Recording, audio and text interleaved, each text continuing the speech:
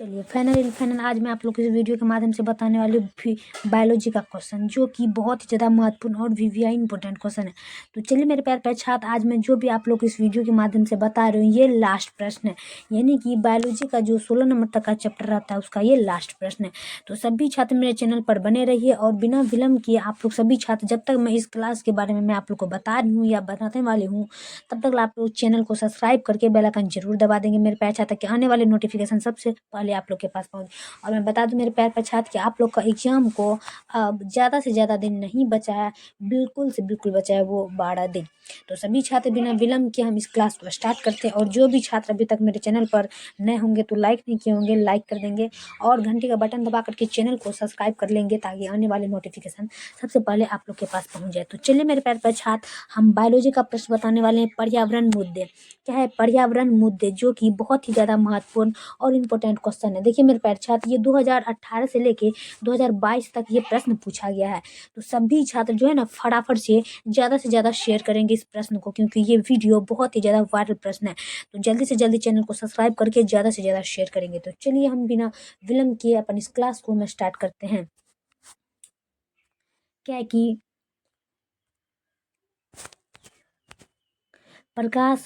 प्रकाश रासायनिक धूम कोहरा इनमें से किससे बनता है? देखिए यहाँ पर बात हो रही है कि प्रकाश रासायनिक धूम कोहरा इनमें से किससे बनता है। काफी मोस्ट इंपोर्टेंट क्वेश्चन है कि प्रकाश रासायनिक धूम कोहरा इनमें से किससे बनता है। तो एक का आंसर हो जाएगा ऑप्शन नंबर बी, ओजोन पेन एवं नाइट्रोजन डाइऑक्साइड। क्या होगा? ओजोन पेन एवं नाइट्रोजन डाइऑक्साइड। इसका आंसर होगा ऑप्शन नंबर बी। क्या होगा? Option number B. चलिए दूसरा नंबर में हम देख लेते हैं।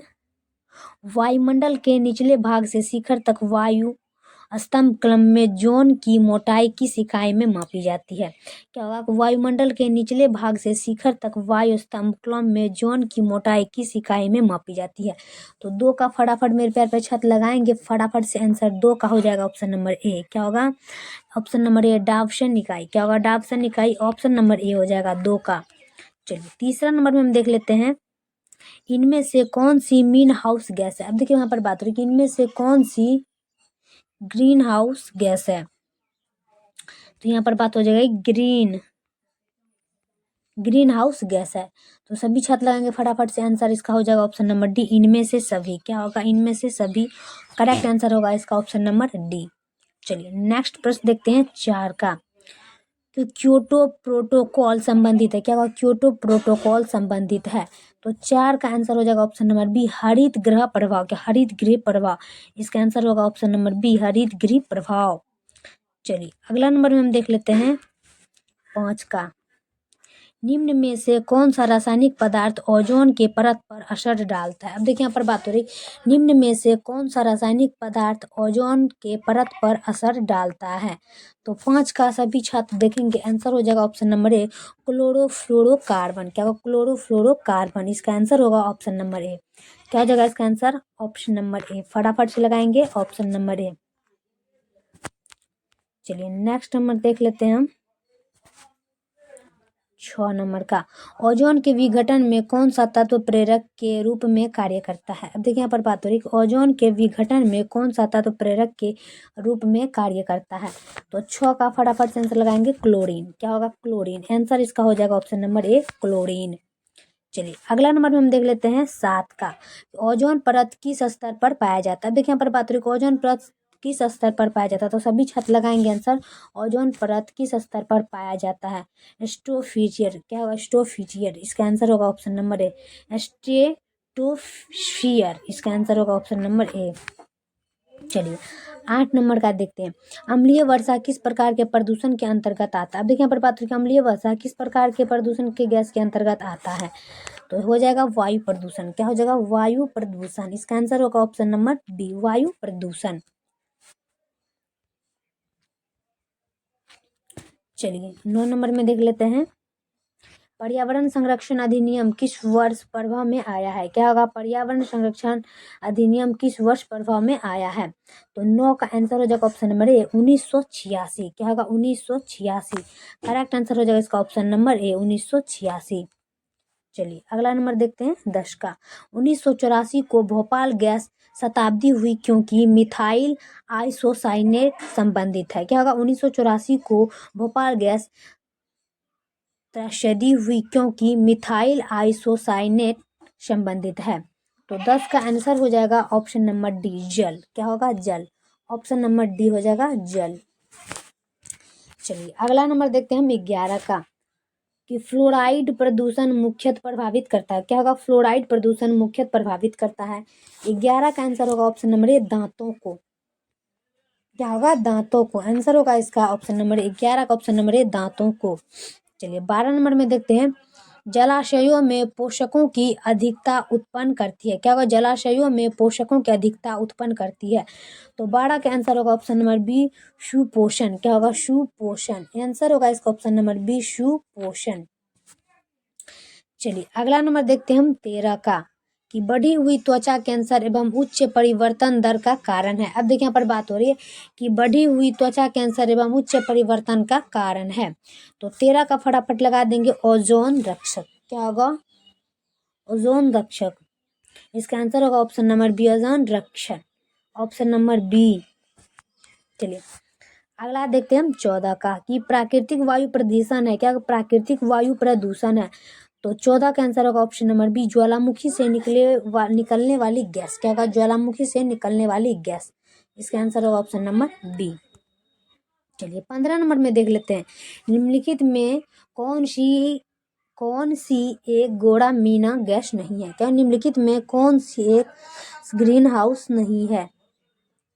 इसका आंसर हो जाएगा ऑप्शन नंबर डी। क्या होगा? Option number D, hydrogen. क्या होगा? हाइड्रोजन। चलिए नेक्स्ट प्रश्न देख लेते हैं 16 का, मिनी माता रोग होता है। क्या होगा? मिनी माता रोग होता है। मिनी माता रोग होता है, इसका आंसर होगा मिथाइल मरकरी द्वारा। क्या होगा? मिथाइल मरकरी द्वारा। आंसर होगा इसका option number C, methyl mercury द्वारा। चलिए अगला नंबर में देख लेते हैं हम 17 का, म्यूटाजोनिक प्रदूषण है। क्या म्यूटाजोनिक प्रदूषण है? तो इसका आंसर होगा ऑप्शन नंबर सी, हाइड्रोकार्बन्स। क्या होगा? हाइड्रोकार्बन्स। इसका आंसर दिया गया है ऑप्शन नंबर सी। क्या होगा? म्यूटाजेनिक प्रदूषण है हाइड्रोकार्बन्स। चलिए 18 नंबर का देखते हैं, प्रदूषण जो अम्ल वर्षा करता है। अब देखिए यहाँ पर बात हो रही है प्रदूषण जो अम्ल वर्षा करता है, तो SO2। क्या होगा? प्रदूषण जो अम्ल वर्षा करता है SO2। इसका आंसर होगा ऑप्शन नंबर ए, SO2। चलिए 19 का देख लेते हैं, वर्षा अम्ल वर्षा कहलाती है जब इसका pH मान कम होता है। वर्षा अम्ल वर्षा कहलाती है जब इसका अम्ल pH मान कम होता है। तो इसका आंसर होगा 5.6 से। क्या होगा? 5.6। Option number D. 19 का ऑप्शन नंबर डी, 5.6। चलिए अगला देखते हैं 20 का, कि जल प्रदूषण का सामान्य सूचक जीव है। क्या है? जल प्रदूषण का सामान्य सूचक जीव है। तो 20 का फटाफट लगाएंगे मेरे प्यारे छात्र, तो इसका आंसर हो जाएगा ऑप्शन नंबर सी। क्या होगा? Escherichia coli. Answer option number C, Escherichia coli. चलिए 21 का, SO2 का प्रदूषण नष्ट करता है। SO2 का प्रदूषण नष्ट करता है लाइकेन। क्या होगा? लाइकेन। लाइकेन। इसका आंसर होगा ऑप्शन नंबर ए, लाइकेन। चलिए 22 में देखते हैं, वाहित मलबल के शुद्धिकरण में क्रियाशील होते हैं। क्या? वाहित मलजल के शुद्धिकरण में क्रियाशील होते हैं। तो इसका आंसर होगा ऑप्शन नंबर सी, जीवाणु। क्या होगा? जीवाणु। Correct answer option number C, जीवाणु। चलिए 23 में देखते हैं, मोनीमाटा रोग उत्पन्न होता है। क्या? मोनीमाटा रोग उत्पन्न होता है। 23 का आंसर होगा ऑप्शन नंबर सी, पारे से प्रदूषण मछलियों के सेवन से। इसका आंसर ऑप्शन नंबर सी। क्या होगा? पारे से प्रदूषण मछलियों के सेवन से। 24 का, अम्लवर्ग में CO2 सल्फ्यूरिक अम्ल का भाग होता है। क्या? अम्लवर्ग में CO2 सल्फ्यूरिक अम्ल का भाग होता है 70%। क्या होगा? अम्लवर्ग में CO2 सल्फ्यूरिक अम्ल का भाग होता है 70%। आंसर होगा इसका ऑप्शन नंबर बी। चलिए लास्ट प्रश्न देख लेते हैं 25 का, कि आगरा स्थित विश्व प्रसिद्ध ताजमहल को मुख्यतः किस गैस से खतरा है। देखिए बात हो रही है कि आगरा स्थित विश्व प्रसिद्ध ताजमहल को मुख्यतः किस गैस से खतरा है। तो SO2 से। क्या होगा? SO2।